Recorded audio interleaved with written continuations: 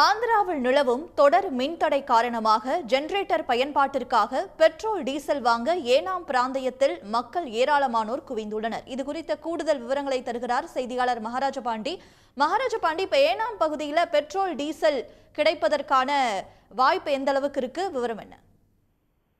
நிச்சயமாக கோடை காலத்தை முன்னிட்டு ஆந்திரா மாநிலத்தில் அடிக்கடி மின்வெட்டு ஏற்பட்டு வருகிறது. இதன் காரணமாக இயந்திரங்கள் மூலம் பயிர் அறுவடை செய்வதால் பெட்ரோல் மற்றும் டீசலுக்கு அதிக தேவை ஏற்பட்டுள்ளது.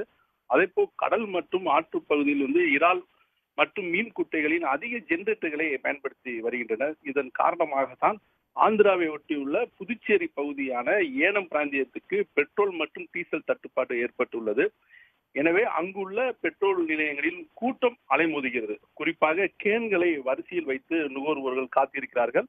பெட்ரோல் நிலையங்களின் காவல்துறை முன்னிலையில் எரிபொருள் விநியோகம் நடத்த ஏனம் நிர்வாகம் நடவடிக்கை எடுத்திருக்கிறது.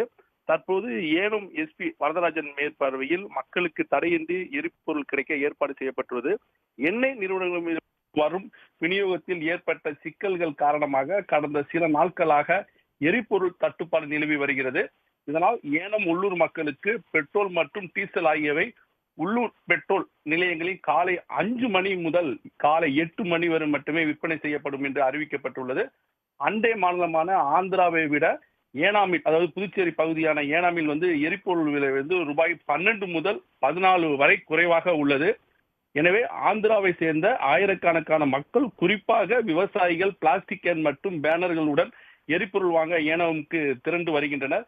வெளியூர் மக்கள் திரண்டு வருவதால் ஏனம் உள்ளூர் மக்கள் கோடை வெயிலில் மணிக்கணக்கில் காத்திருந்து தங்கள் சொந்த வாகனத்துக்கு எரிபொருள் பெறுவதற்கு பெரிதும் அவதிப்பட்டு வருகின்றனர்.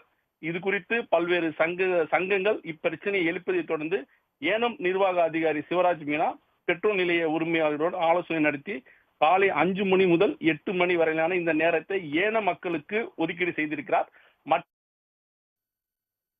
விவரங்களுக்கு நன்றி மகாராஜ் பாண்டி. இது ஜாலியோ ஜாலியோ ஜிம் கானா, நீ ஃபேமிலியோட பாருங்கண்ணா. செட்டு ஹோஸ்ட் பேண்ட் ரெடி, இப்ப கெஸ்டோட பரப்பண்ணா.